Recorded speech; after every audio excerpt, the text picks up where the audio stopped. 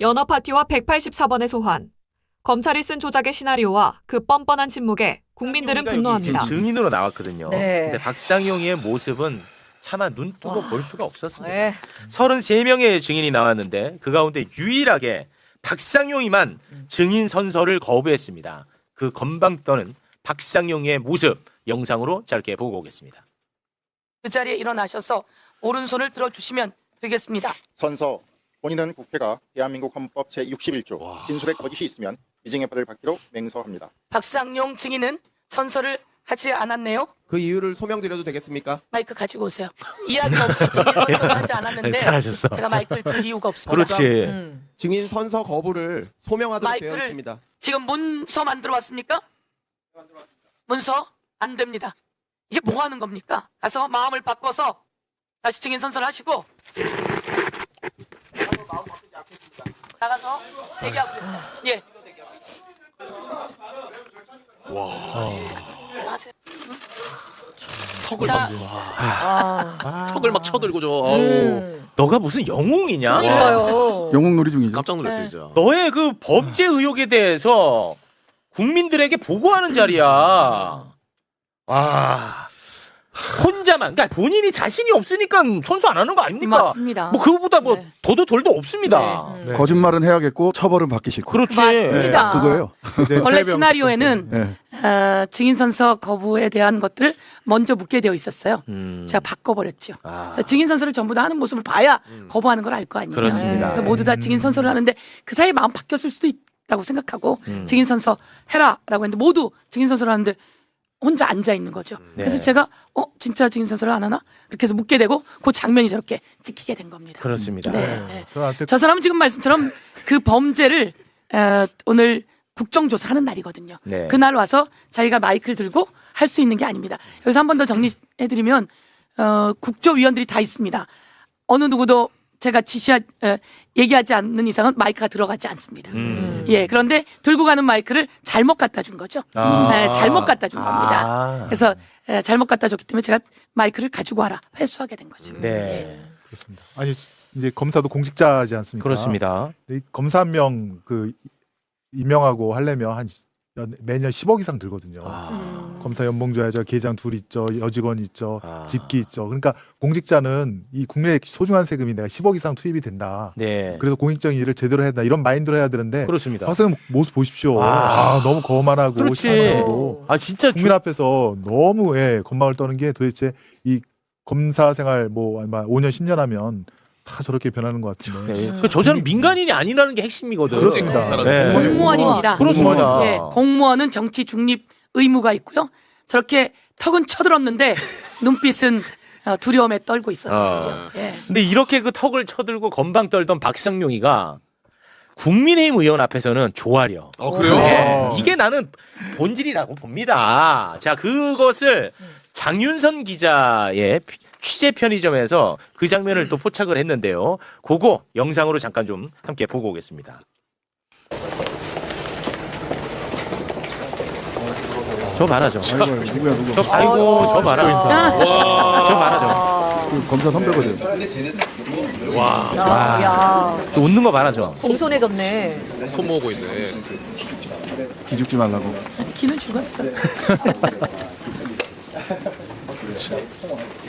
저 봐라 저. 아이고야. 이 지금 뭐? 아니 국민의힘은 왜 그런 거야 도대체? 지금 메시지도 나오는 거 보면은 김영동 의원은 지금은 박상용 검사의 편이 되어줄 때다 이런 이야기를 하고 왜 같이 조작했어? 그리고 그치. 유상범 의원은 뭐라고 얘기하냐?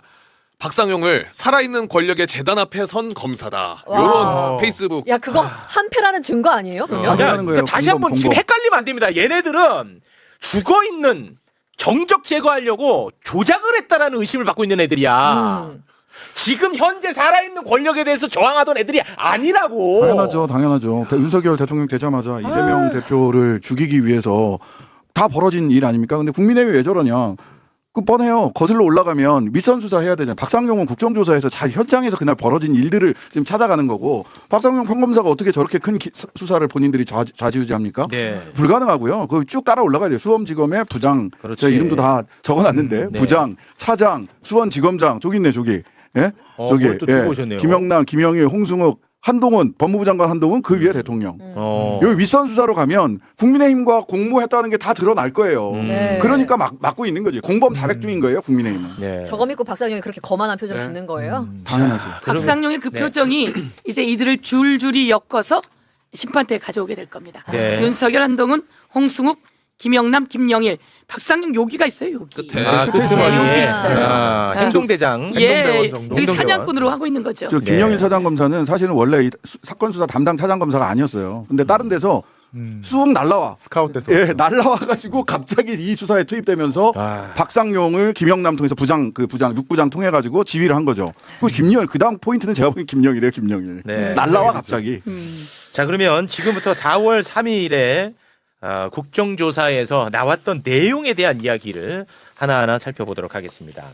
이화영 부지사는 국회에 나와가지고 수원지검에서 연호 술 파티가 있었다고 폭로를 한 바 있습니다. 네. 근데 이거를 이제 검찰에서 이놈 거짓말했어 해서 위증으로 검찰이 기소를 했어요. 그래서 이걸로 지금 이화영 부지사는 재판을 받고 있습니다. 그런데 이번에 국정조사에 한 교도관이 나와서 네. 2023년 5월 17일 내가 연어 덮밥을 가져다 줬다라고 와. 이야기를 했어요. 이거 사실 뭐 끝난 거 네, 아닙니까? 나왔어요. 다 나왔어요. 다 나왔어. 뭐가 다 아까 나왔어. 없었다는 거야. 그 장면. 뭐가 더 필요해? 그렇습니다. 네.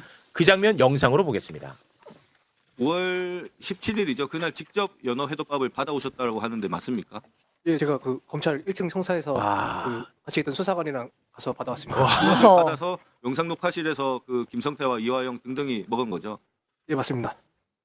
야, 자, 뭐 어떡하라고 나왔네. 더 이상. 더 이상 어떻게 할까? 김성태 접견 녹취까지 공개됐지. 네. 이거 나왔지.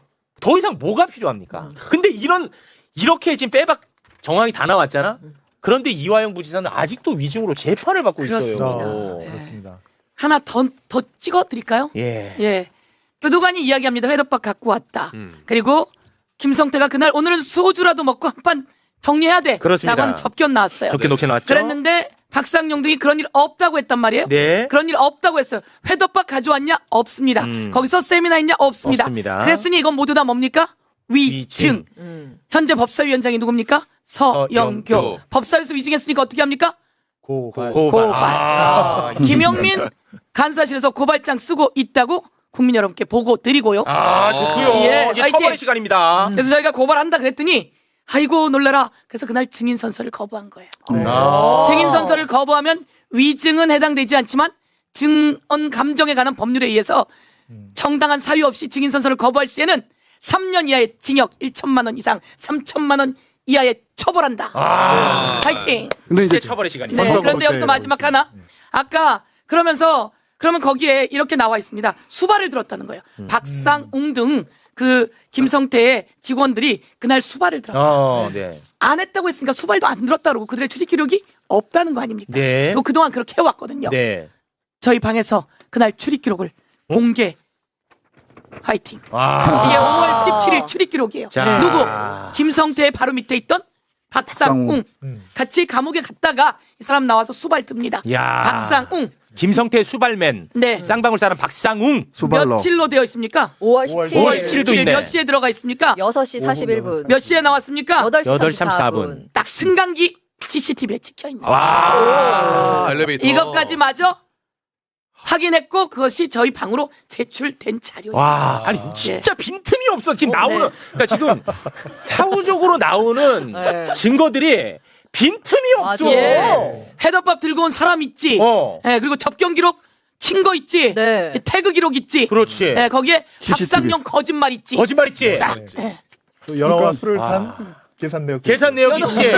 편의점에서 소주 산 것도 있어요. 다 나왔어요. 편의점에서 소주 예. 산 것도 다 있어. 있습니다. 뭐가 빈틈이 없어. 예, 다 나왔어요. 봉투값 예. 100원까지. 그렇습니다. 한 방이 아니라 한 100방 나온 것 같습니다. 그렇습니다. 근데 여기서 진짜 분노할 만한 또 이야기가 있어요. 이게 연어술 파티 의혹이 제기됐을 때 이거는 진짜 사실이라면 대한민국 검찰이 무너지는 이야기 아닙니까? 네. 근데 이것과 관련해 가지고 검찰이 자기들이 또 감찰을 해. 그런데 스스로 직접. 그 감찰을 누가 했나 봤더니 와 이게 진짜 열받는데요. 김성태 수사를 했던 검사이자 박상용 검사의 절친 후배가 와. 박상용이 연어 술 파티 의혹을 감사한 거야. 이게 말이 되냐 이겁니다. 하나만 한 감찰이죠. 예, 그러니까 이거 진짜 너무 열받습니다. 그 사람이 요 사람이잖아요. 예, 고두성. 고두성이 여기 예. 요 명단에 있는 고두성. 그렇습니다. 기자가 감찰을. 그자가 또 증인으로 나왔거든요. 네. 관련해서 이야기가 오고 갔습니다. 이어폰 착용해 주시고 함께 보겠습니다.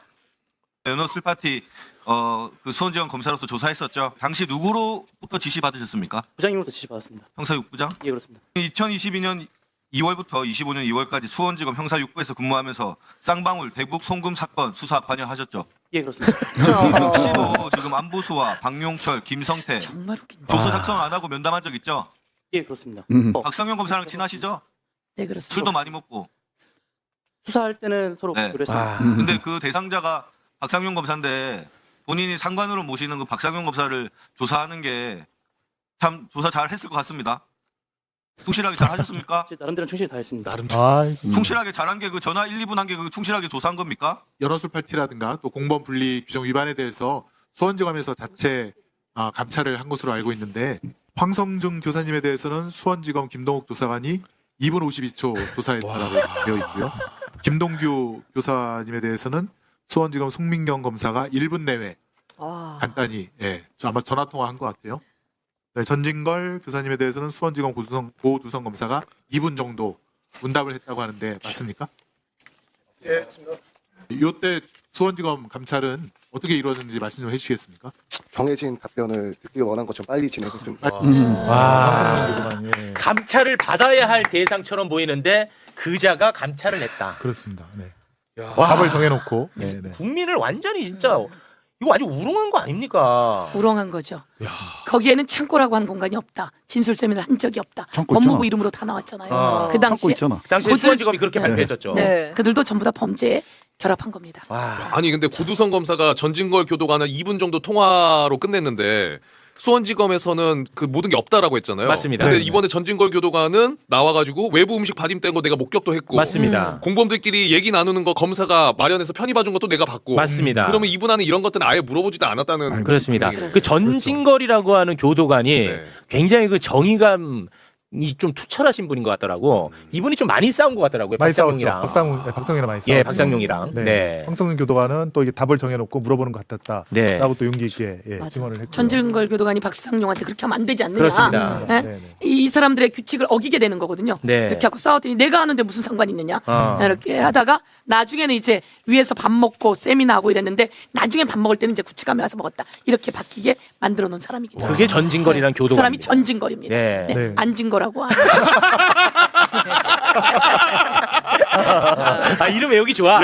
전진걸 맞아. 훌륭한 분이니까. 네. 전진걸. 아무튼 교도관분들은 그 아무튼 엄혹한 환경 속에서 아무튼 그 열심히 근무하면서 국민 앞에 이렇게 사실을 말을 하는데 검사들은 그 대접을 받으면서도 작년 국정감사장에서 사실은 그 민주당 국회의원들 질문에 다 거짓말을 했거든요. 맞습니다. 네. 다 위증을 했거든요. 네. 그러니까 이제 검사들이 왜 저런 연어술 파티를 하고도 저렇게 은폐하고 가느냐. 그 예전에 사실은 저 한명숙 총리 사건 때 맞습니다. 재소자들 불러다가 네. 집단적으로 이렇게 교육시켜 집체교육 진술 시켰잖아요. 세미나. 진술 세미나하고 집체교육 시켰죠. 그때도 초반 먹었던 거 출입국 기록 지금이랑 똑같아요. 똑같이 입출입 기록 다 보고 초밥 사갖고 온 거 어디서 뭐 그 결제한 거 이런 거 다 나왔거든요. 근데 처벌 안 받고 넘어갔고. 그게 문제야. 처벌 안 받고 넘어갔죠. 그때 똑같은 어미준 방식을 하고 있는 뭐 이런 거예요. 사람이에요. 네. 어미준 이런 자예요. 그 사람들이 그 후배들이 똑같이 하고 있는 거예요. 그렇습니다. 자기들 또 처벌 안 받는다 이렇게 생각하는 거예요. 처벌 또 안 받는 거짓말하고. 문제가 아니라 승진하죠. 승승장구 네, 승승장구 아, 하잖아요. 그러니까 그때 그걸 그대로 반복하는 겁니다. 그때 그거. 아까 그 고두성이 있지 않습니까? 네. 고두성이. 네네. 얘도 그 같이 수사했던 애야. 이거 대북 수사하다가 잘했다고 승진했어. 인정을 받았는지 서울중앙지검으로 갔어 제가. 맞아요. 거기 가서 또 대장동 수사했어. 아. 그런 사람이에요. 이렇게 승진해서 간 거죠. 예. 근데 그날 나왔는데 우리 김동아 의원이 위증될 수 있어요. 그러니까 확 졸아가지고 단톡방 만들었어요. 예, 단톡방 만든 네, 것까지. 어. 5명이 만들었다는데 제보 들어왔잖아요. 자기들끼리 진술 세미나 단톡방 진술 세미나 했구나. 말을 하자면 단톡방 진술 세미나를 했지. 네. 증거 보존해라. 네. 제가 이렇게 이야기. 자기들끼리 이제 입 맞추느라고 단톡방 진술 5명이 세미나를 만들었다는데 했다. 더 만들었을 것 같고 네. 5명이 만들었다는데 그게 제보가 들어온 거예요. 그렇습니다. 특이 나오기 그 전에 5명 중에 한 명 누구지? 그 안에서도 누구지? 궁금한데. 이번에 국정조사 나오기 전에 예. 나오기 전에 나오는 사람들끼리 그렇습니다. 고두성하고 박상용하고 그날 밤 밥 먹었거든 저녁. 네. 나한테 제보 들어왔지. 와, 그래요? 그래서 제가 묻지요 고두성한테. 네. 고두성 일어나세요. 수원지검에서 이거 수사했던 사람이에요? 잘못했네. 그리고 답변 잘못했네. 오늘 저녁은 누구랑 먹었어요? 누구랑 먹었는지 말해. 박상용 검사랑 먹었어요. 아. 그러는 순간 우리 박성준 의원이 이게 정신이 있는 거야 없는 거야? 맞습니다. 완전히 탁 정리해놨죠. 일반인 같았으면 증거인멸의 정황으로 이거 바로 증거인멸의 활용될 겁니다. 정황입니다. 난리났죠. 네. 증거인멸하고 있습니다. 자, 그러면 이제 핵심적인 이야기로 또 들어가겠습니다. 이 굉장한 이야기들이 많이 다 나왔다니까. 나왔어요. 시간이 없어서 못할 뿐이야. 이종석 맞습니다. 지금 국정원장이 또 나왔는데요. 네. 국정원 감사 결과를 발표를 했습니다.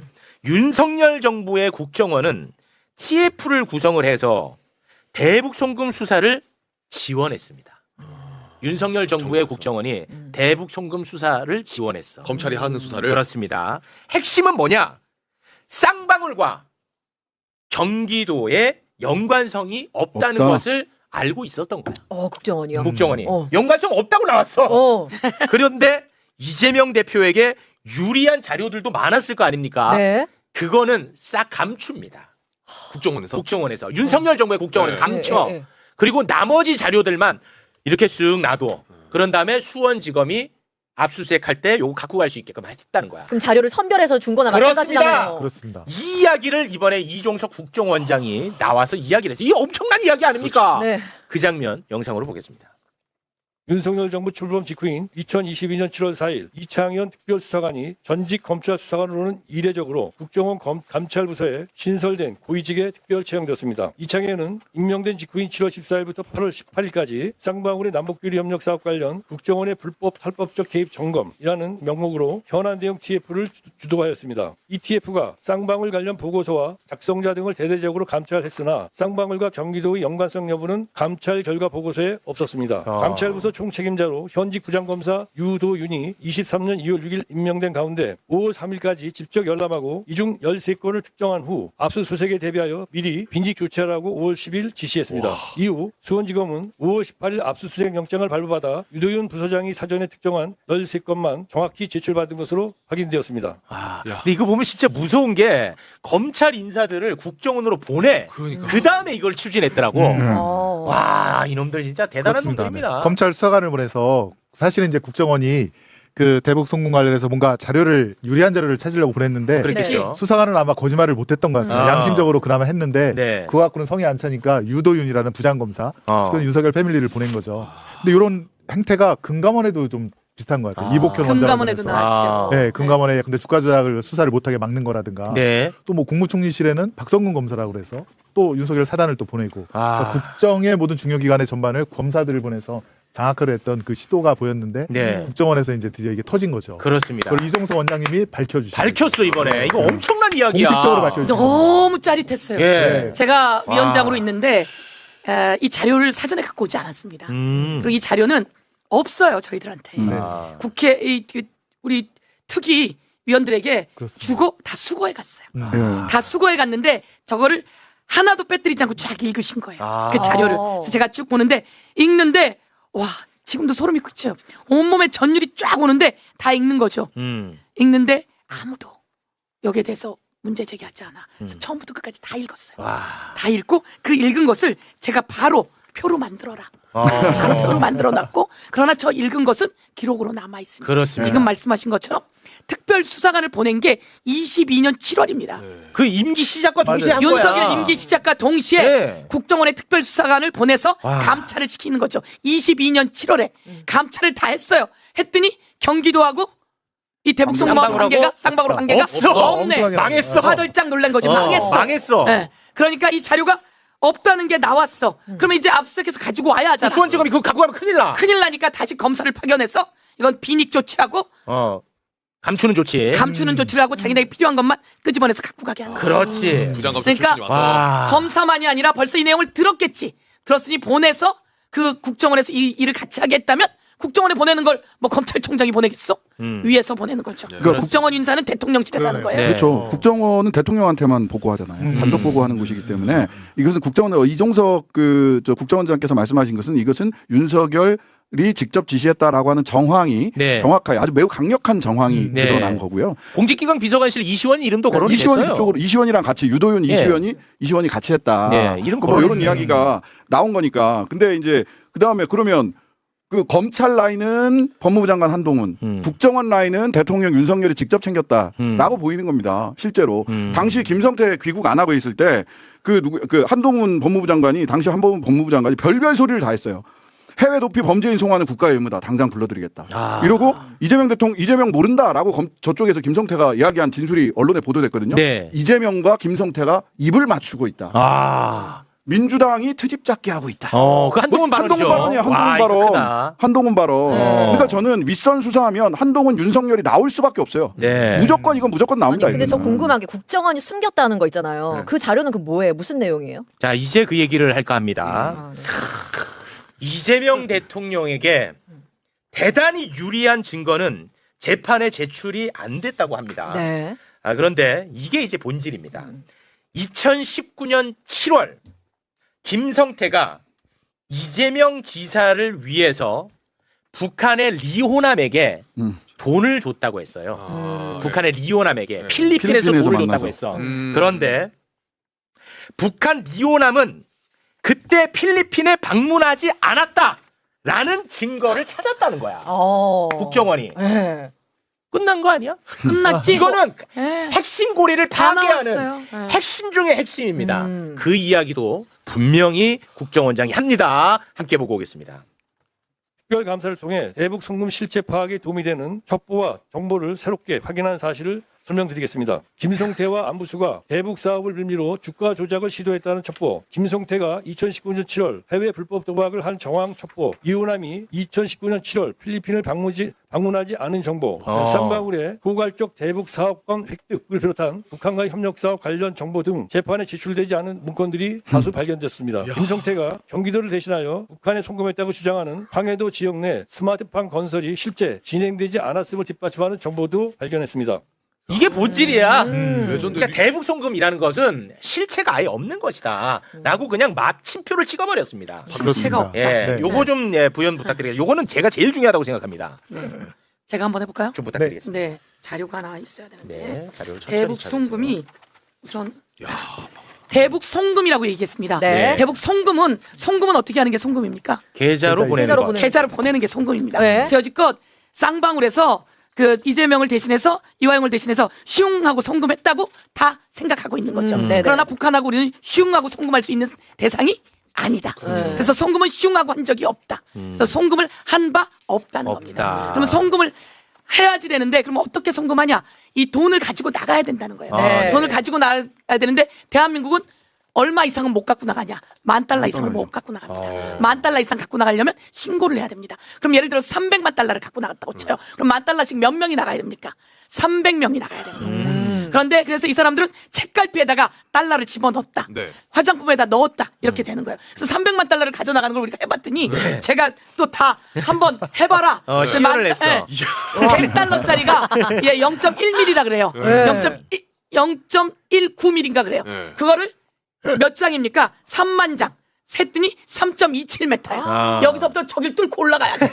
책장이 가야 되네, 책장이. 한 장에 1g씩 쳤더니 30kg야. 그걸 무슨 재주로 비행기를 통해서 갖고 나가냐. 그러네요. 예? 그래서 이만큼을 갖고 나갈 수도 없지만 이만큼을 갖고 나가려면 이화영과 이재명에게 김성태나 김성태 직원이 엄청나게 충성도가 높아야 된다. 불가능하고 충성도가 높을 수도 없고 아이씨 북에서 자꾸 이화영 형 대신 돈 달라고 하는데 그럼 내가 줄게. 술 먹고 그랬다는 거예요. 술 먹고 이거 주려고 300명이 지고 나갑니까? 그래서 이 부분이 현실적이지 않고 돈은 준 바 없다. 이런 이야기죠. 그렇습니다. 아까 이종석 그 원장께서 뭐뭐뭐는 첩보, 뭐뭐뭐뭐 정보 이렇게 얘기하셨어요. 맞습니다. 네. 예. 예를 들면 김성태가 필리핀인가 어디서 뭐 도박을 했다라는 것은 첩보라고 이야기를 했고 필리핀에 리오남이 오지 않았다라는 것은 정보라고 얘기를 했어요. 정보. 첩보하고 정보는 다른 거거든요. 첩보는 퍼즐에서 조각조각이에요. 그래서 이 조각들이 모여서 하나의 그림이 완성이 되면 정보예요. 정보는 팩트입니다. 아. 의사 결정을 할 수 있는. 그러니까 김성태가 도박했다는 거는 그냥 여러 가지 이런 소리도 있고 저런 소리도 있는 것을 그냥 첩보라고 한 거고요. 네. 리호남이 필리핀에 가지 않았다는 것은 정보라고 얘기를 했어요. 정보. 그거는 팩트라는 겁니다. 빼박 팩트. 그거를 또 서영교 위원장님이 또 정리한 자료가 있더만. 그래요? 네. 리오남에 필리핀에 없었다. 네. 요 자료 있던데. 여기 있네. 네, 맞습니다. 네. 7월 24일부터 27일에 필리핀에서 리오남에게 돈을 줬다 이렇게 된 거거든요. 그렇습니다. 그러면 24일부터 27일 리오남은 뭘 했냐라고 이종석 원장이 이야기하시는 걸 제가 표로 만들었습니다. 그러면서 22일부터 24일까지는 제3국에 체류했다. 24일부터 26일까지는 리오남의 실명 여권이 움직여서 그걸 가지고 26일엔 또 다른 3국에 체류했다. 네. 그래서 필리핀에 있을 수 없다라고 표가 딱 만들어졌습니다. 요거는 이제 정보. 요거를 딱 정리를 하면 필리핀에 리오남은 없었다는 없었다. 정보가 되는 겁니다. 정보. 네. 네. 정보, 확실한 이게 팩트다. 가장 기가 중요한. 막히지 않습니까? 이게 네. 그 리오남한테 돈을 보냈다며. 저 때문에. 받은 사람 거기 없었어. 없었어. 끝. 끝. 조금 더 살펴볼 것은 저게 이제 당시 70만 달러 현금을 김성태가 이제 직원들 시켜서 같이 갖고 나갔다는 거거든요. 네. 그래서 몸에다 두르고 가기도 하고 그래서 거기서 이제 도박을 했다라고 하는 이제 국정원 첩보가 있는 거 아니겠습니까? 근데 이제 검찰에서 쌍방울 맨 처음에 수사할 때는 김성태 횡령 배임 갖고 수사를 했습니다.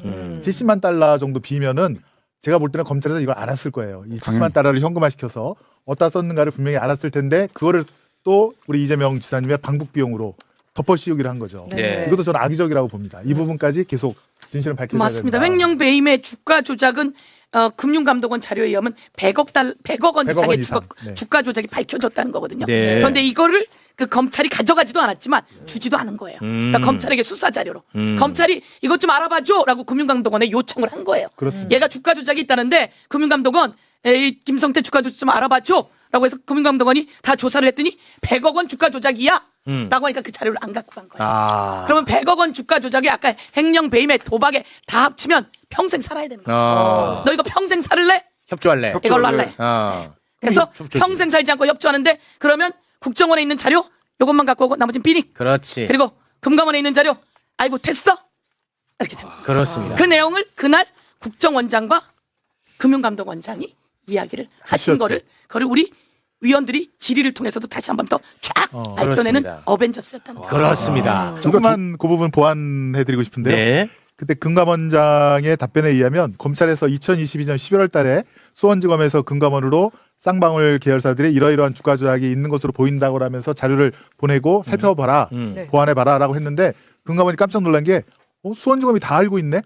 주가 조작할 흔적들을 다 알고 있었다는 겁니다. 네네네. 이미 보낼 때. 그래서 금감원은 거기다가 잘 뭐랄까 이렇게 세팅을 해서 그래서 딱 보냈다는 건데 네. 그걸 수원지검이 뭉갰다는 거잖아요. 뭉갰다. 갖고 가지도 않았고. 갖고 가지 않는다. 그다음에 두 번째는 보낸 거를 가만히 갖고 있다가 사실은 이게 주가 조작 시세 조정이 제일 형이 센 거 아닙니까? 네. 가만히 있다가 이화영 부지사에 대한 그 확정 판결이 나자마자 김성태에게 주가 조작을 무혐의를 때려줍니다. 이제 끝났다. 와. 김성태가 이제 다른 말 할 여지가 없다라고 하니까 그때 무혐의를 2025년 1월 달에 김성태에게 무혐의를 줍니다. 와. 갖고 있다. 근데 김성태가 딴 말하면 너 이 자식 하면서 주가 조작으로 기소해서 이거는 최소 징역 10년 뭐 이상이니까요. 가만히 갖고 있다가 이왕에 대한 확정 판결 끝나자 그때 김성태를 무혐의로. 기가 이거 진짜 아주 기가 막힌 놈들입니다. 거예요. 예. 와, 기가 마지막까지 또 이게 딱 이걸로 예, 쥐고 딱 있었구나. 잡고 있다가. 예. 기가 그게 막혀. 여기 있는 박상용이 할 일이겠습니까? 박상용이 그게 혼자서 못해요. 여기 할 못합니다. 일이겠습니까? 여기서 여기도 다 불가능해요. 할 일이죠. 그렇죠. 그게 핵심이겠죠. 아까 국정원에 파견할 때 윤석열이 파견하겠죠? 그때 법무부 장관이 인사를 다 갖고 있지 않았어요? 네, 한동훈 당시에는 민정수석이 없었어요. 그렇습니다. 인사 검증은 네. 한동훈이 했고. 법무부에서 했습니다. 네, 인사혁신처에서 하지 않았습니다 그때. 네, 법무부에서 했어요. 예. 인사관리단인가 뭐 만들어가지고. 그렇습니다. 네. 자, 그래서 이제 이것과 관련한 수사는 이제 2차 종합특검에서 한다는 거죠? 네, 그렇습니다. 네. 그렇습니다. 네, 요게 이제 굉장히 중요한 포인트입니다. 네. 2차 종합특검으로 이첩을 했습니다. 아니 그날 저희가 국정조사 특위를 하고 들어갔는데 뜨더라고요. 이첩 받는다고. 종합특검이. 그래서 네. 이게 벌써 그 사람들은 대강 나오는 거 보면 다 알잖아요. 예. 야, 근데 이거는 진짜 엄청난 사건이야. 이거는 진짜. 지금 들은 것만 해도 몇십 방은 맞은 것 같은데 한 방이 없었다는 언론에서 납득이 안 가네. 납득이 안 가지. 그러기 상태인데. 그 실제로 언론이 잘 다루지도 않아. 그러니까. 그래놓고 그냥 한 방이 없었대. 자, 지금 몇 방이냐 지금? 네. 여러 한 방 방이야. 없었다고 쓴 그 언론 빼고 다른 데는 꽤 다뤘습니다. 그래도 더 다뤄야죠. 안 다룰 수가 더 다뤄야 돼요. 난리가 온 나요, 세상이 이거. 난리 날 일입니다. 이거. 그렇습니다. 중앙일보죠? 한 방이 없었다고 네, 쓴 데가. 중앙일보예요. 중앙일보. 딱딱 찍어서 얘기해야 돼. 중앙일보. 깜짝 놀랐어. 네. 어떻게 한 방도 못 때리셨어요, 두 분이? 중앙일보 진짜 결정적인 봐. 이야기가 너무 많이야, 너무 많아. 그리고 박상용 난타도 나가서 있지도 않는데 무슨 난타를 내. 그렇습니다. 자, 오늘 시간 관계상 못 다룬 것도 많아, 지금. 박상용이 그 추가 녹취 나온 것도 있는데, 이거 지금 못 다뤘어요. 네. 마지막 자, 하나. 하나만 더 네. 할까요? 되게 웃긴 거는요. 리오남에게 70만 달러를 필리핀에서 주었다. 근데 이거는 이제 조국 혁신당의 차규근 의원이 네. 발견한 건데요. 저희도 스쳐 지나갔네요. 이 김성태하고 요게 지금 제가 여기서 뽑아서 송명철이라고 둘이 합의서를 씁니다. 500만 달러 줄게 이러고 합의서를 써요. 그 김성태하고 저기 누굽니까 송명철하고. 그럼 송명철한테 돈 준다는 얘기잖아요. 네. 그날 필리핀에 리오남은 없고 송명철은 어디야? 이 사람이 송명철이라. 저기 있네, 맨 네. 왼쪽. 네, 맨 왼쪽. 그러니까 이 합의 썼을 때 이 사람이 송명철인 거예요. 이 여기는 김성태, 이쪽이 송명철. 송명철하고 합의 썼는데 왜 리오남한테 돈 줘? 그러니까 여러 가지가 이 김성태가 빠져나가려고 했나? 네, 알겠습니다. 자, 그러면 세 분과는 여기서 좀 인사를 나누고요. 네. 저희는 또 귀한 손님을 여기가 모셨습니다. 사실 그 이화영 부지사를 회유하기 위한 과정이잖아요. 이 모든 것들이. 그렇죠. 만약에 이화영 부지사가 검찰의 회유에 넘어갔다. 그러면 대한민국 역사는 바뀌었을 겁니다. 왜냐? 이재명이라고 하는 차기 유력 주자가 구속이 됐을 테니까요. 네. 그러면 대한민국의 역사가 완전히 뒤바뀐 겁니다. 맞습니다. 예, 이거는 진짜 과장이 아니에요. 맞습니다. 네. 그런데 이화영 부지사가 검찰의 회유에 넘어가지 않게끔 중간에서 정신을 바로 잡았던 한 분이 계십니다. 그분이 바로 이화영 부지사의 부인인데요. 그분을 저희가 오늘 모셨습니다. 네. 그분들 뵙기 전에 네. 그 모시기 전에 네네. 이분 심정이나 이런 거에 대해서 이런저런 생각이 들어서 꼭 드리고 싶은 말씀이 있는데 이게 전형적으로 가족들하고 지인들 압박하는 수사 방식. 맞습니다. 맞아요. 예. 근데 제가 어디 다른 그 의원님이랑 같이 토론을 하는데 특수부의 수사 기법이다. 수사를 하려 보면 그럴 수도 있는 거, 주변 압박할 수도 있는 거 아니냐. 이렇게 얘기하시는 분들이 계시더라고요. 그래서 있을 수 없다. 이거는 생각해 보세요. 우리 극단적 선택을 하는 분들, 수사받다 극단적 선택을 하는 분들이 언제 가장 극단적 선택을 많이 하느냐. 형사사법정책연구원에서 연구를 했어요. 검찰 조사받고 와서 극단적 선택을 가장 많이 합니다. 왜 그러냐면 거기서 다 압박하는 수사를 하는 거예요. 너 이러면 니네 아들, 니네 조카, 니네 누나, 니네 삼촌, 니네 부인 다 범죄자 만든다. 이재명, 조국 다 그 압박을 받았던 겁니다. 전부 다.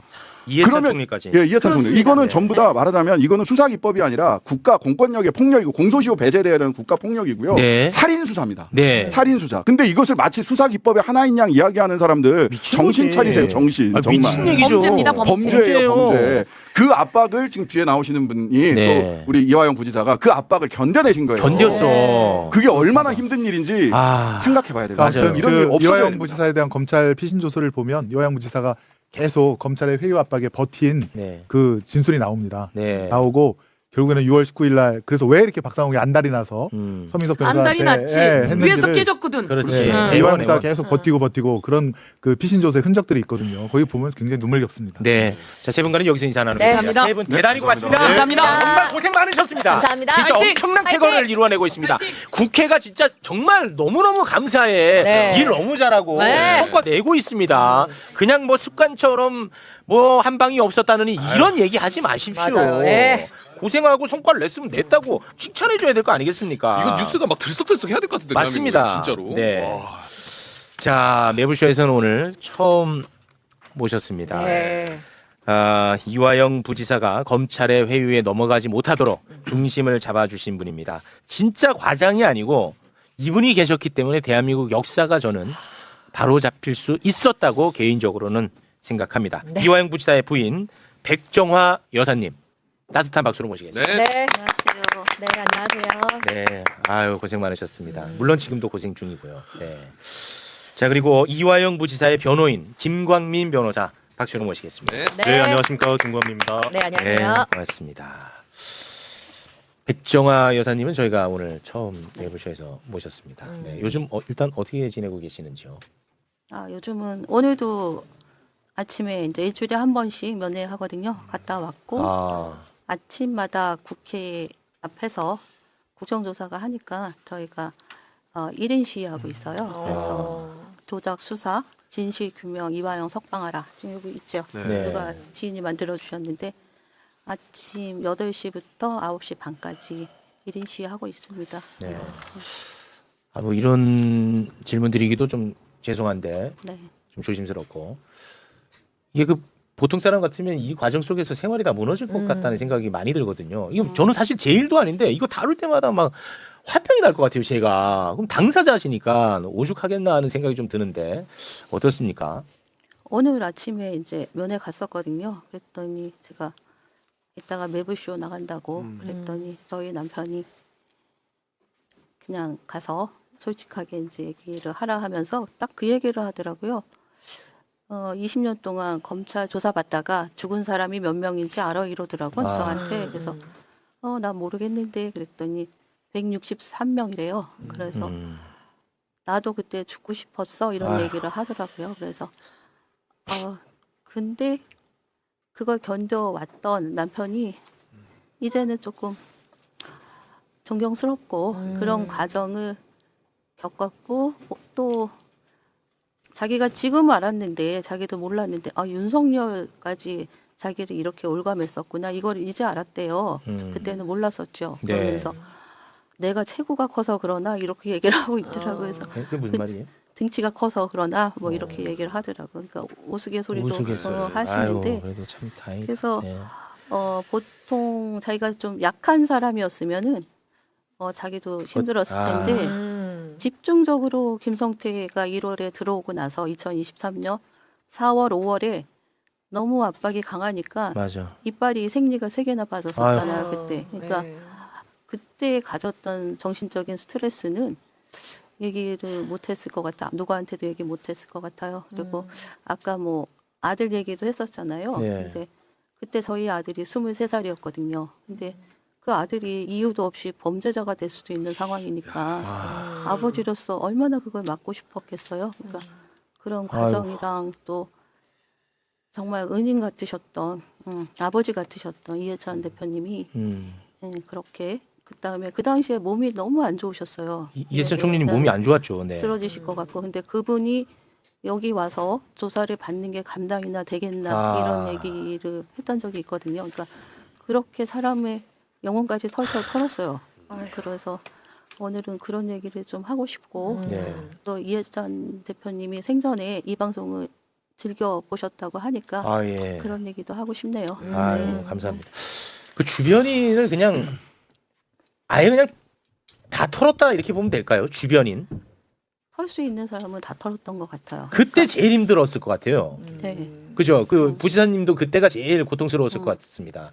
그러니까 일단은 이재명을 잡고 싶은데 검찰은 할 수 있는 사람이 연결고리가 뭐 어차피 김성태 이런 쪽 애들은 말을 사람들이 안 믿을 거니까 그래도 부지사였던 이화영의 진술이 필요했고 계속 압박을 해도 안 넘어가니까 나중에는 막 재판에서 그 구속하려고 이재명 대표님 구속 적부심 할 때 제가 법원에 그 접견가서 했던 녹취록까지 막 공개해서 제 말까지 막 인용하려고 그랬어요. 그러니까 막 민주당하고 짜고 그렇게 했다라고. 그러니까 증거가 안 나오니까 그런 식의 진짜 악마야. 까지 하더라고요. 그러니까 회유가 안 되니까 회유가 안 되는 것을 어떻게 활용했냐.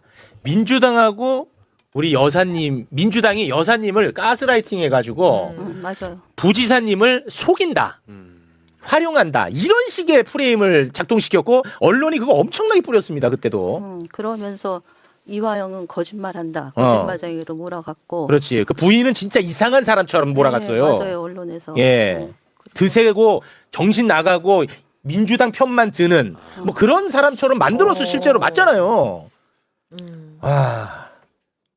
아니 그래서 진짜 제가 개인적으로 정말 한번 좀 여쭤보고 싶었던 게 있는데 그 과정 속에서 검찰 그리고 사법부, 언론, 정치인 이 중에서 정말 이게 제일 진짜 악질이구나 했던 것은 어디였습니까? 개인적으로 제일 서운하고 제일 실망스럽고 제일 상처가 많이 됐던.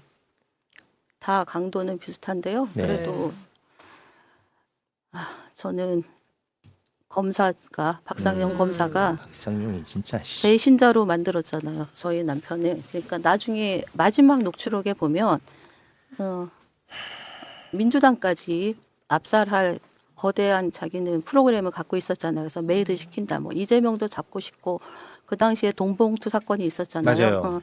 그래서 이 사건이 나오면은 뭐 견디겠는가 하면서 민주당도 이제 박살 날 거예요. 뭐 이런 식으로 몰고 네. 가면서 당신이 뭐 그거에 대해서 책임질 수도 없으니까 자기네 거기로 압박을 받아들여라 뭐 이렇게 얘기를 하고 뭐 이재명이 정권 잡으면은 사면해 줄 것 같아요. 뭐 이런 소리도 저는 들었던 것 같아요. 맞아. 네. 그러면서 당하고 저희 남편은 완전히 갈라치게 했던 상황이었죠. 그러면서 그 안에서 사실 고립돼 있을 때는 그런 얘기 들으면 엄청 외로웠을 것 같아요. 맞아요. 정보도 차단돼 있고 정신 없었을 것 같아요. 그러니까 그래서 면회를 가면 눈빛이 저랑 눈을 안 마주치려고 하더라고요. 그래서 그러면서 갑자기 9월에 자기 나갈 거래요. 그래서 당신이 추석 때 어떻게 나와? 그랬더니 나갈 거라고. 그래서 내가 이상하다. 당신 이상하다 하고서 그 당시에는 또 지금도 그렇지만 다 녹음이 되는 상황이라 얘기는 못 하고 그랬더니만 아마 그렇게 딜이 오고 했을 때 자기 나름대로 인간적인 고뇌를 하면서도 약간의 그 나가고 싶은 마음도 있지 않았을까. 당연하죠. 너무 힘드니까. 그러다가 이제 정신을 차려가는 과정 속에서도 그 당시에 어떤 얘기도 있었냐면 네가 견디면 되지 왜 이런 얘기 해도 되나 이재명을 끌어들여서 이해찬 대표님하고의 그런 그 압박이 계속 오니까 그때 이제 조서를 새롭게 쓰잖아요. 그러면서 방북 비용을 그 부탁을 했다 이렇게 얘기를 하잖아요. 그러면서 그게 뭐 다 이제 뭐 제2의 유동규 뭐 이런 식으로 언론에서 나오고 그랬어요. 그래서 저도 막 화들짝 놀랐었는데 그때 그 저희 남편의 마음은 그러면서 언론에서는 왜 네가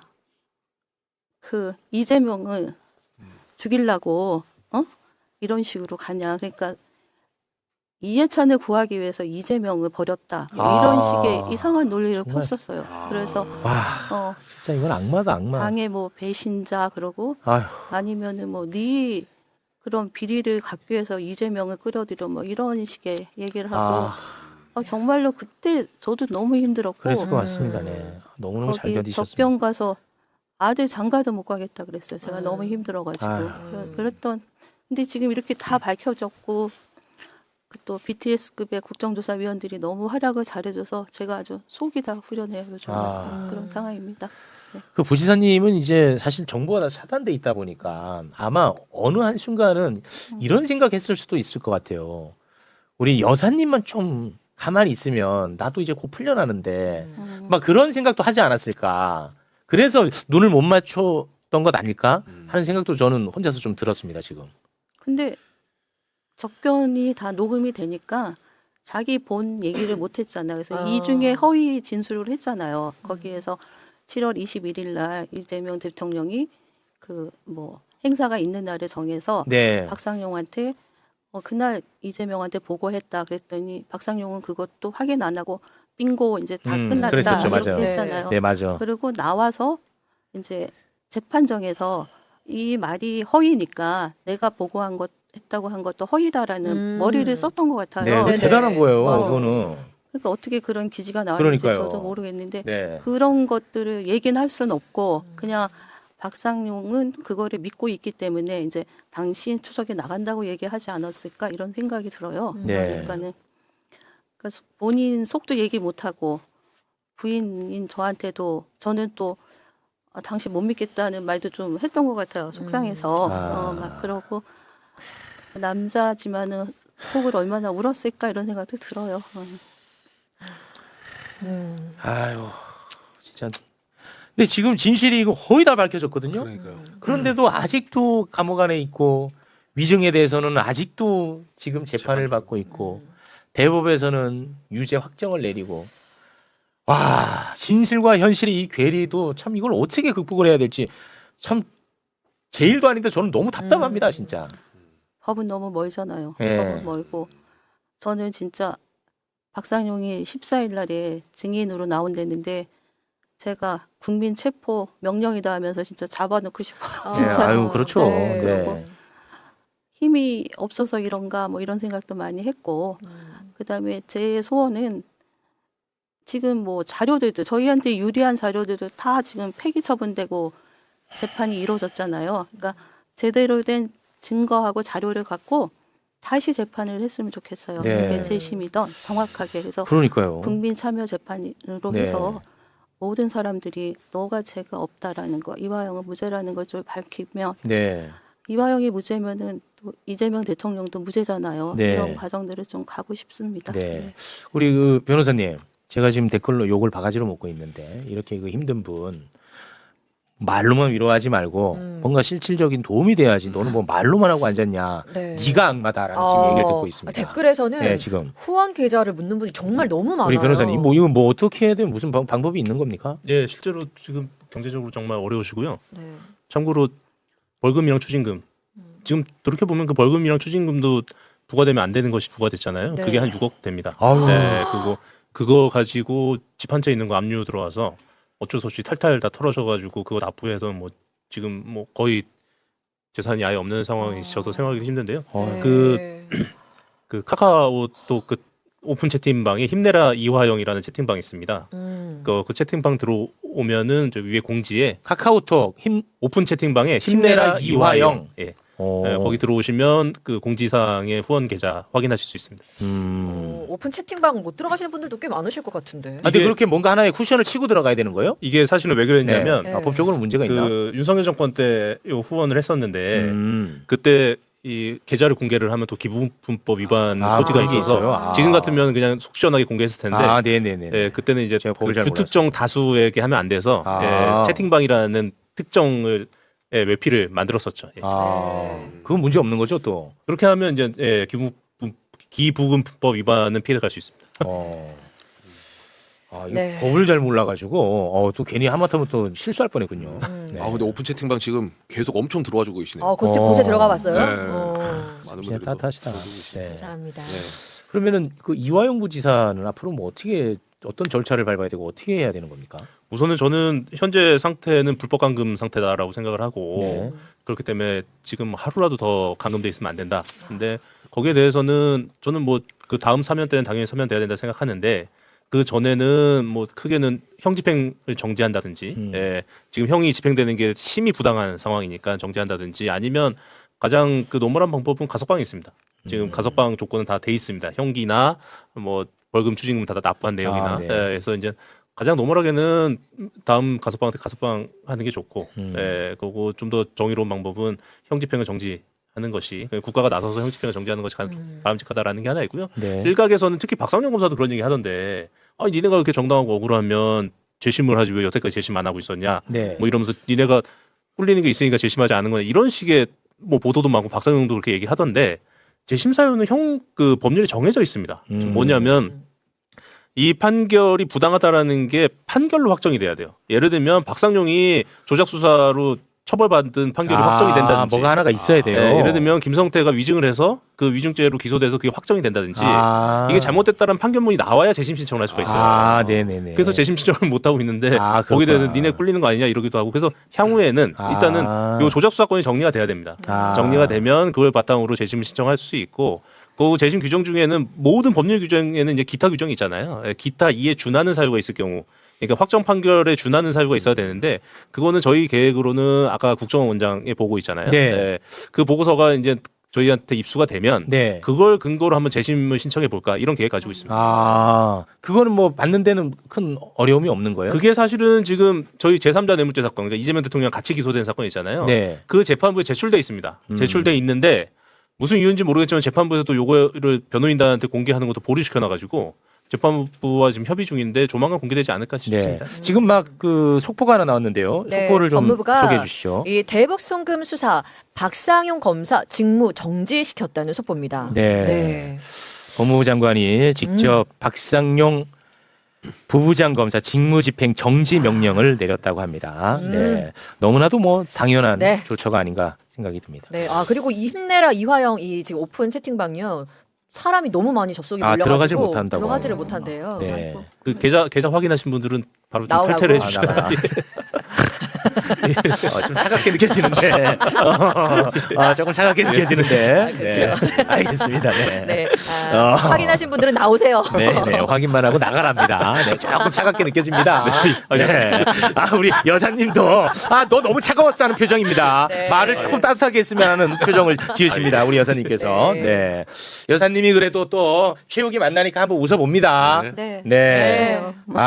최욱이가 오늘 좀 많이 웃게 드려야 되는데, 너는 이것만 다루면 너무 화가 나가지고 말이죠. 그래도 제가 엄청 좀- 많이 달아주셨어요. 네. 고맙습니다. 아닙니다. 진짜 저는 이 과장이 아니고 진짜 여사님이 대한민국 민주주의를 완전히 바로잡았다. 저는 과장 아니라고 봅니다. 그 네. 댓글에는 백다르크라고 별명도 아유, 있더라고요. 너무 감사합니다. 네, 너무 감사합니다. 네.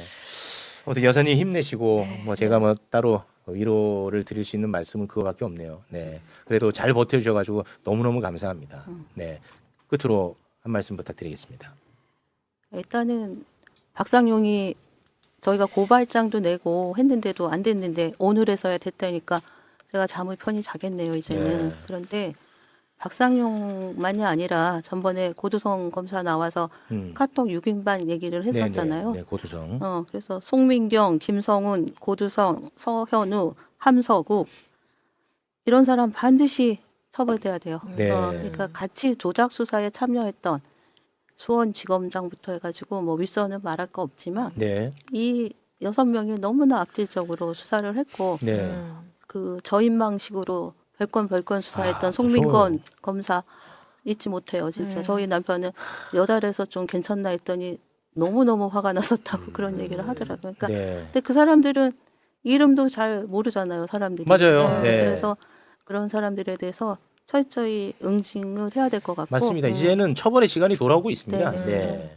그러면 저희 남편도 안에서 잘 견디고 버텨낼 수 있을 것 같고, 그 다음에 이런 진실이 밝혀지고 또 남은 과제들이 있잖아요. 그러려면 저희 남편이 나와서 싸우는 게 훨씬 낫잖아요. 네. 그러니까 빨리 나올 수 있도록 지금 너무 힘들어해요. 나이도 지금 뭐 64세고 고령에다가 4년째 진짜 감옥에 갇혀 있으면 정말 몸이 성한 데가 없어요. 네. 그러니까는 좀 힘드니까 나오게 해주셨으면 하는 게 제 바람입니다. 네, 알겠습니다. 이 댓글에 이런 백종화 여사님을 두고 최욱이 너는 서민석 변호사를 불렀냐라고 또 비난의 글이 올라오는데 아니요. 여러분 지금 같이 싸우고 있습니다. 여사님하고. 맞아요. 감정적인 부분은 뭐 해결이 안 된 부분이 있는지 없는지 제가 뭐 그런 것까지는 여쭤볼 필요도 없잖아요. 같이 싸우고 있고 그 녹취가 다시 불을 붙이는 역할을 했지 않습니까? 우리는 본질에만 집중하면 되는 거 아니겠습니까? 저희 남편 옥중 일기에도 똑같은 내용이 있어요. 그런데도 사람들이 관심도 없었어요, 사실. 그런데 네. 박상용의 육성이 있는 녹취가 나오니까 맞아요. 진짜 막 이렇게 그렇게 된 됐어요. 거잖아요. 그러니까 커다란 역할을 하셨어요. 네. 고맙게 생각하고 그분의 그런 용기에 대해서 고맙게 생각해요. 그러니까 그런 것들을 또 폄훼하고 막 탄핵시키려고 막 진실의 공방으로 가는 거는 안 했으면 좋겠고 네. 저희는 잘 이게 쓰여져서 진실을 밝히는데 한 조각이 됐으면 좋겠습니다. 네, 알겠습니다. 우리 변호사님 혹시 하실 말씀 있으세요? 앞선 코너 듣다가 뭐 말씀드려야겠다 생각난 건데요. 아까 그 한명숙 사건의 그 초밥이랑 똑같다라고 말씀하셨잖아요. 네. 그때 검사가 지금 그 당시 수원지검 차장이었던 김명일입니다. 네, 한명숙 초밥 때 수사 검사가 대북송금 사건 차장이었던 김명희 검사고요. 그리고 이제 고두성 검사 얘기 나왔었는데 고두성 검사는 저를 개인적으로 사찰하다가 문제가 발생해서 제가 공수처에 고발했는데 현재 사건은 진행되지 않고 있는 상황이고 그다음에 금감원 주가 조작 그 부분은 금감원에서 주가 조작 관련된 서류를 안 가져온 것에서 그친 게 아니라 금감원 그러니까 그 당시 금감원 주가 조작은 문재인 정부 때 그 조사가 됐던 내용이에요. 아마 그 이복현 원장 때였으면 이렇게 안 됐을 거라는 생각이 드는데 이거를 덮기 위해서 한국거래소의 주가 조작 심리 분석을 맡깁니다. 검찰이. 그리고 한국거래소 이것도 뭔가 비하인드가 있지 않을까 싶은데 한국거래소에서 이건 주가 조작이 아니라는 심리 분석 결과를 받고 그거 근거로 불기소 처분을 해버립니다. 네, 이 정도 말씀드리겠습니다. 그 과정도 들여다봐야 되는 거네요, 그러면. 그렇죠. 예. 그랬어요. 그러니까 금감원은 주가 조작이 맞다. 금감원에 주가 조작 자료가 있으니 이건 안 가져오고 가지고 이걸 오면 불기소 큰일 처분을 나니까. 해야 되니까 한국거래소가 주가 조작 심리 분석이라는 게 있습니다. 거기에 심리 분석 의뢰해서 이건 주가 조작이 아니라는 답변을 받아내요. 그걸 근거로 불기소 처분하죠. 그러니까 그 과정도 사실 좀 들여다봐야 됩니다. 아 그래요. 와, 그러니까 대한민국 국가기관이 다 동원된 것처럼 보여요. 와, 여러분 이 사건은 이게 나라면 이 관점으로 봐야 돼. 네, 맞아요. 이게 나라면 이거 어떻게 견디냐. 못 버티죠. 너무 무섭습니다. 네. 알겠습니다. 두 분과는 여기서 인사를 나누도록 하겠습니다. 네. 여사님 네. 힘내시고요. 그래요. 시민들이 지켜보고 계시니까 좋은 결론 날 것 같고 네. 또 시민들이 용기를 주고 있어서 잘 버텨낼 겁니다. 네. 고맙습니다. 네. 두 분 대단히 고맙습니다. 고맙습니다. 고맙습니다. 감사합니다. 그 대표님은 현재 국민의힘이 극우 수구 정당 이렇게 표현하셨어요. 이 국민의힘을 보수 정당을 대표하는 국민의힘이 어쩌다가 전체 유권자의 10% 남짓한 이런 극단 세력한테 지금 완전하게 장악이 됐다고 보십니까? 먼 원인이 있고 가까운 이유가 있는데 가까운 것부터 설명해야 되겠는데 그것은 역시 윤석열의 12.3 불법 계엄 그리고 부정선거 음모론이에요. 윤석열 씨가 불법 계엄을 한 것도 문제인데 그보다 더 심각한 문제는 계엄의 이유를 부정선거 음모론에 갖다 붙였어요. 그래서 부정선거 음모론을 믿다가 이미 끝난 것을 다시 무덤에서 살려낸 게 부정선거 음모론입니다. 네. 거기에 감염된 사람이 보수층의 한때는 보수층의 한 반쯤 됐어요. 오, 그렇게 많이요? 그런데 국민의힘 당원들은 그보다 더 심할 겁니다. 네. 그런데 이 부정선거 음모론에 한번 넘어가면은 하는 행동이 굉장히 공격적이 되고 무례해요. 그런 집단이 형성됐어요. 그 집단이 바로 국힘, 국민의힘 당권파를 집어삼킨 겁니다. 거기 지금 장동혁 뭐 이런 사람들이 공통점이 있어요. 부정선거 음모론을 믿거나 믿지 않으면서도 비호하는 겁니다. 기회주의적으로. 그런 사람들이 하나의 권력을 행사하기 시작하면은 요새 보는 이런 형태의 모습을 보이게 돼요. 그러니까 부정선거 음모론은 사람의 영혼을 접수하는 겁니다. 그렇죠. 그럼 거기에 감염되어 버리면은 사람이 그냥 좀비가 되어 버려요. 네, 지금 저는 이 국민의힘의 형태를 좀비적 형태라고 봐요. 그래서 좀비 정당이라고 표현을 하셨습니다. 국민의힘이 그 장동혁 대표 체제에서 극우 유튜버 고성국, 전한길 씨가 이제 입당을 한 후에 당원이 30만 명이 늘었다고 합니다. 그래서 현재 한 당원 수가 한 110만 명 정도로 추산을 하고 있던데요. 그 장동혁 대표 측은 이 30만 명 책임 당원이라는 숫자가 당내 민주주의 결과물이다. 그리고 자신들의 정치적 정당성이다. 이런 식으로 이야기를 하고 있습니다. 당원의 뜻이 곧 규칙이 되는 정당 구조에서 그 합리적 보수가 들어선다고 하더라도 이 거대한 극단주의 당원 그룹을 그 합법적으로 몰아내고 당을 쇄신하는 것이 가능할까요? 상당히 어렵죠. 다만 그 당원들도 이번 지방선거에서 참패를 하면은 생각이 바뀌고 거기서 극단적 세력이 힘을 좀 잃게 될 겁니다.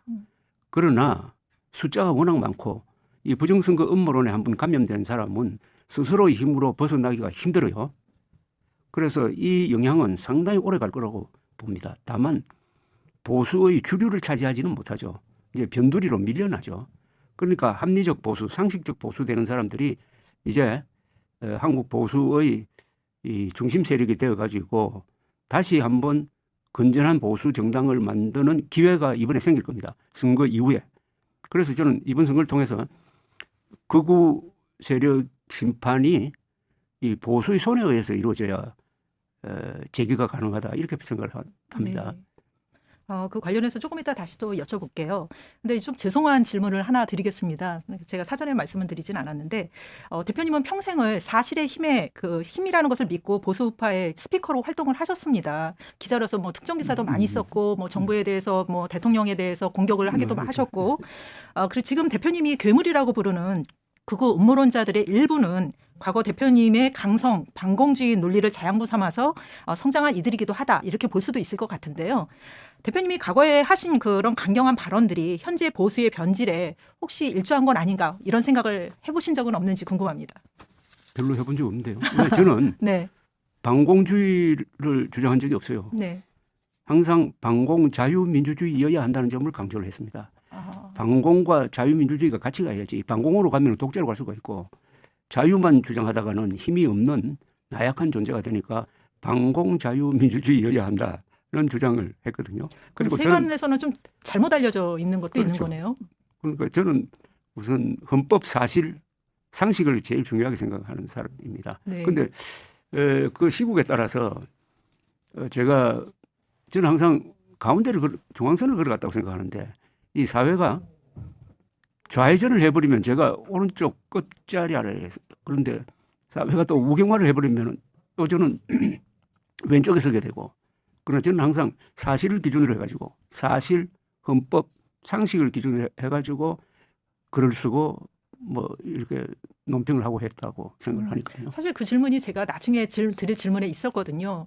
대표님께서 예전에 그 뭐 국제신문에서 처음 기자 생활을 시작하셨을 때라든가 잡지 마당에서 취재 기자를 하셨을 때라든가 뭐 월간조선에 처음 가셨을 때라든가 이럴 때는 굉장히 진보적인 기자였다. 이렇게 모두들 기억을 하고 있는데 90년대 중반 이후부터 굉장히 그 강경한 보수주의자로 바뀌었다. 그래서 심지어 뭐 극우 아니냐 이런 말씀까지도 들으셨죠. 나를 보고 극우라는 사람 많았어요. 예, 그랬던 분이 그래서 사실 그때 무슨 뭐 그 내란 세력이라 그래서 물론 무혐의 받으셨지만 그런 그 고발까지 당하셨잖아요. 그러다 그런 분이 다시 이제 그 윤석열 계엄 이후 합리적 보수를 말씀하고 계시니까 어떻게 이렇게 사상적으로 이런 변천이 이루어졌을까? 그거 참 궁금하다. 이런 질문을 제가 사실은 갖고 있었거든요. 근데 궁금할 게 하나도 없는 게요. 네. 제가 70년대, 80년대 썼던 기사나 지금 주장하고 있는 거는 다 같은 맥락이에요.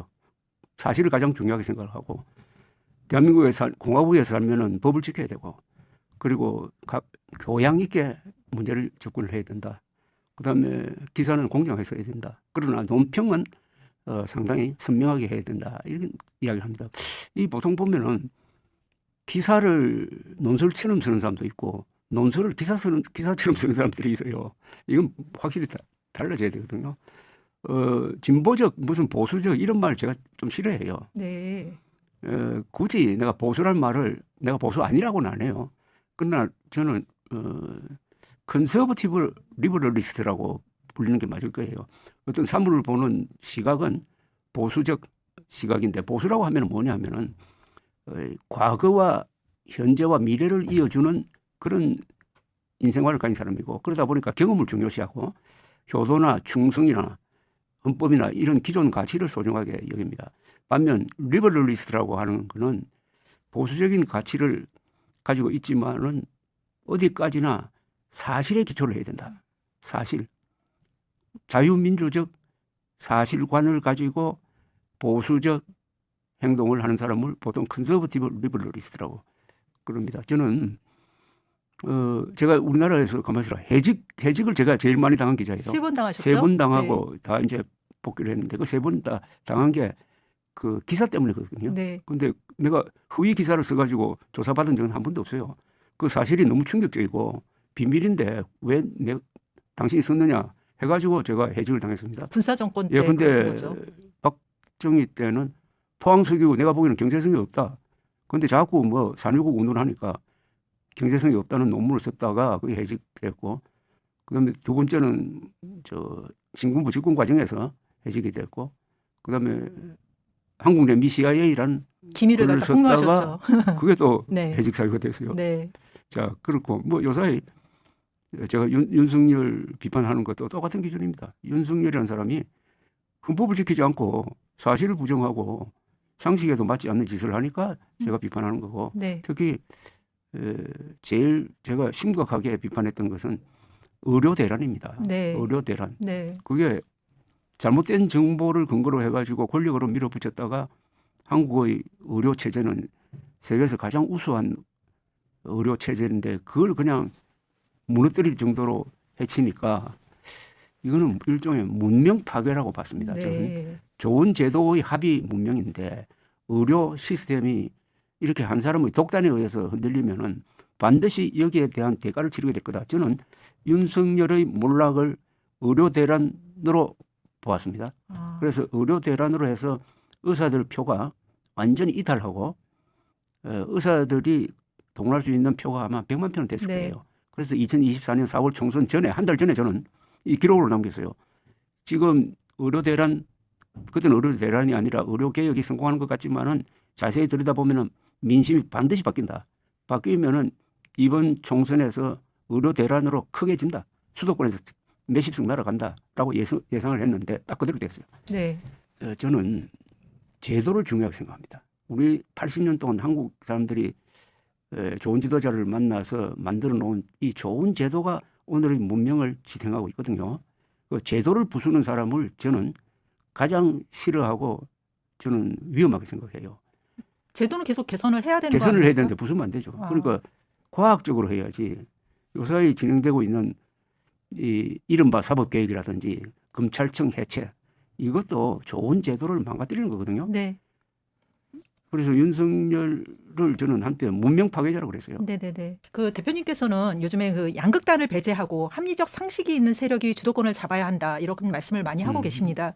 6월 지방선거가 이제 얼마 안 남았는데 2달밖에 안 남았는데 국민의힘이 과연 자정 능력을 발휘할 수 있다고 보십니까? 그 전이든 후든 아니면 선거가 끝난 후라도 새로운 보수정당 같은 구조적 재편이 이루어져야 된다고 보십니까? 그구는 절대로 달라지지 않습니다. 외부의 힘에 의해서 강제로 소멸될 뿐이죠. 부정선거 음모론을 믿다가 내가 잘못했다 해가지고 돌아온 사람 없어요. 그래서 이번 선거는 극우 세력 심판 선거가 되어야 하고요. 극우 세력 심판하는 방법은 상당히 슬기롭게 해야 됩니다. 그러면 국민의힘 후보는 다 극우라고 생각해가지고 떨어뜨릴 것이냐? 그게 아니고 거기도 헌법 사실 상식을 존중하는 사람이 있으면 그런 사람들은 구제를 해야 된다. 뭐 이런 관점으로 하되 전체적인 흐름은 이재명 정부 민주당 정권 심판 선거가 아니라 극우 심판 선거가 되고 말았습니다. 극우 심판을 해야 건전한 보수가 재건될 것이고 그렇게 해야 건전한 여야 관계가 이루어질 것이고 야당이 비로소 여당을 견제하게 됩니다. 지금 장동혁 이 극우파가 지배하는 국힘당은 야당 노릇을 그동안 포기했잖아요. 포기라고 씁니다. 왜냐하면 이 정권과 가장 예리하게 날카롭게 맞서고 있는 한동훈 전 대표를 허위 사실에 근거해가지고 제명시켜버렸잖아요. 그러다 보면 자동적으로 민주당은 편해지고 그러니까 이재경이라 그럴까 일종의 도우미 역할을 한 거예요. 민주당의 도우미 역할에 충실한 게 바로 극우 세력입니다. 당 게시판 사건으로 쫓아냈죠.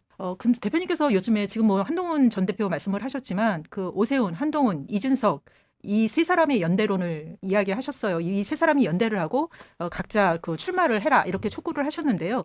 이게 구체적으로 어떤 의미인지 다시 한번 설명해 주시겠어요? 지금 그동안에 윤석열 노선에 목소리를 내어서 반대했던 사람이 그 세 사람 정도예요. 이 사람들은 발언권이 있는 사람이에요. 부정선거 음모론에도 반대하고 불법계엄에도 반대를 했어요. 뭐 가장 강하게 반대한 사람은 불법계엄에 가장 강하게 반대한 사람은 한동훈. 부정선거 음모론과 가장 열심히 싸웠던 사람은 이준석. 뭐 이렇게 볼 수 있겠는데. 그러니까 어차피 이 세 사람이 보수 재건을 할 때 중심 인물이 될 수밖에 없어요. 그런 공적이 있으니까. 또 나름대로 다 지지 기반이 있고 나이도 오세훈 60대, 한동훈 50대, 이준석 40대. 네. 그것도 세대적으로도 잘 맞고 다 능력이 있는 사람입니다. 우선 보수는 능력이 있어야 돼요. 무능한 보수는 보수가 아닙니다. 그분은 다 무능한 사람들이에요. 그러니까 이분들이 각자 맡은 데서 이번 선거를 잘 활용을 해가지고 이 보수 재건의 중심 인물이 되려면은 출마를 해야 되죠. 네. 저 오세훈 시장 출마를 했고 한동훈 전 대표도 출마할 지역을 지금 찾고 있고 그래서 이준석 대표는 경기도지사가 어떨까라고 제가 뭐 한번 정책 상상력을 해보았는데 현재로는 거기는 좀 어려울 것 같은데. 네, 본인이 원하지 않죠. 뭐 어쨌든 이번 지방선거를 지도하면서 뭔가 의미 있는 활동을 해야 되고 한 덩어리로 묶기에는 지금 이 선거판에서는 안 돼요. 네.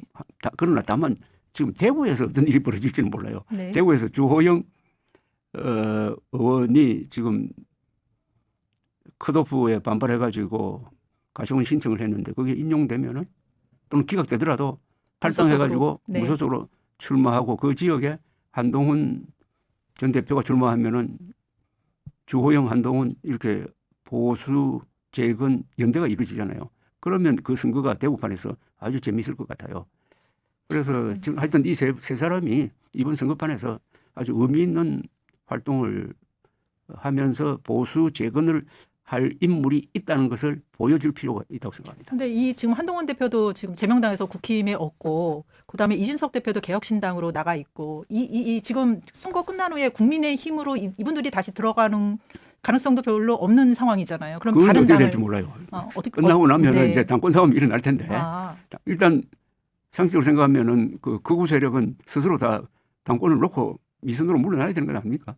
그랬을 때 당 내에서 그때는 이제 당원들까지 흥분하고 국회의원들도 이제 2년 앞으로 다가온 선거에 대비해가지고 이대로는 안 되겠다 했을 때 스스로의 노력에 의해서 국힘당이 바뀌어지고 그래서 한동훈 전 대표를 다시 불러들이고 하는 방법도 있을 것이고 그게 아니면은 한동훈 전 대표 중심으로 외부에 새로 당을 하나 만들어가지고 그 당으로 대거 이탈해서 가고 해가지고 국민의힘은 그냥 극우 소수의 극우 정당으로 전락하고 뭐 여러 가지 시나리오가 있을 거예요. 가령 뭐 새로운 당으로 가면은 거기에 이준석 대표도 가고 뭐 오세훈 시장도 가고 뭐 이런 식으로요? 그렇게 될 수가 있죠. 그런데 이게 꼭 뭐 한동훈으로 딱 지향하는 바가 같으면 돼요. 네. 이 세 사람은 지향하는 바가 같아요. 그래서 저는 보수의 전략은 하나로 뭉치는 것보다는 분진 합격이라는 말을 제가 썼어요. 목표가 하나면은 거기에 접근하는 방법은 다 따로 진격을 하더라도 마지막에 선거라든지 이런 거 있을 때 힘을 모아서 공격을 한다는 게 분진 합격 전략입니다. 근데 지금 뭐 오세훈 시장은 뭐 같이 하자, 연대하자 이런 입장인 것 같은데 그 이준석 대표하고 한동훈 전 대표는 서로 사이가 일단 너무 안 좋더라고 싫어하더라고요. 이제 그 이분들이 어떻게 화학적 결합이 가능할까요? 그런데 자꾸 한 덩어리로 묶으려면 안 돼요. 네. 저 각자 그래서 제가 분진 합격이라는 말을 중요시하는데요. 각자 영역에서 이 세 사람은 나름대로 역할을 하고 있어요. 네. 하고 지금 있는 게 다 같은 방향입니다.